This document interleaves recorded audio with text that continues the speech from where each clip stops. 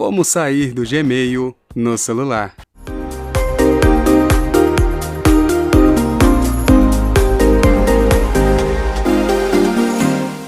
Bem-vindos a mais um vídeo aqui do canal. Eu sou o Railson Martins e neste vídeo eu vou mostrar como sair do Gmail no celular.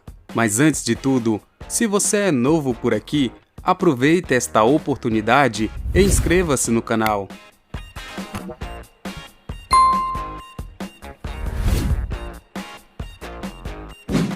No tablet ou smartphone Android, abra o app Gmail.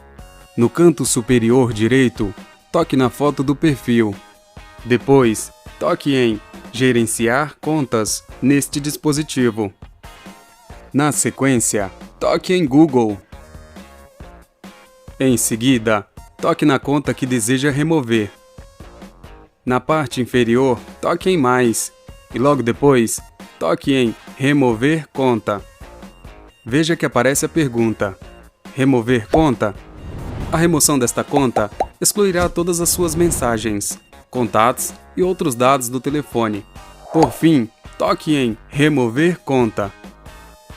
Veja que a conta Gmail foi removida com sucesso.